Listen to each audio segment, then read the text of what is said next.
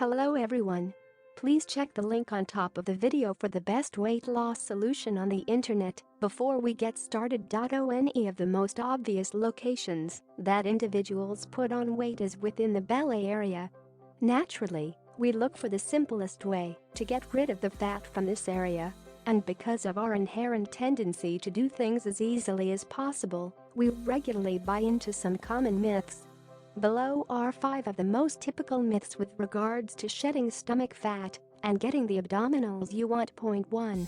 I can lose stomach fat with this belt I saw on TV. Like most issues in life, it's difficult to find one thing that you'd be able to purchase that can replace good old-fashioned hard work.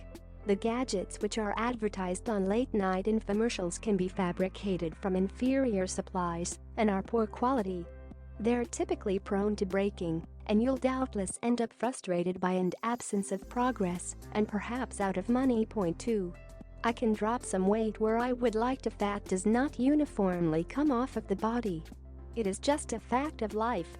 So as to reduce the fat that you've on your midsection, you have to exercise and be in charge of your eating regimen so that the unwanted weight comes off from all over.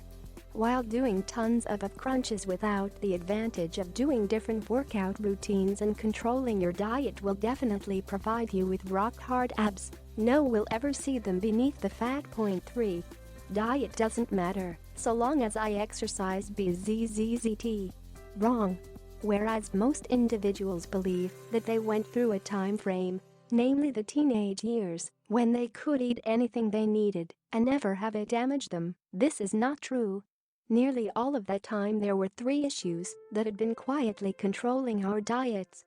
The first was our mother and father, coaches, schools, and so forth who, whereas they didn't have total control, did have enough control to ensure we did not pack on too many pounds. The second was our body itself that used most of what we ate to fuel our development, and finally there was just the fact of being a teen and all of the running, exploring, and being hyper that goes together with it. Won't believe me? Look how fat a young person who's inactive and is allowed to eat whatever he wishes gets. 4. I've got to work my abs every day. Working your abs every day is a complete waste of time. Training tears the muscles within the body, and there has to be a time of recuperation to permit the muscle to be repaired. If you're not giving your body the time it needs to restore itself, you simply going through the motions and never actually building anything. Point 5.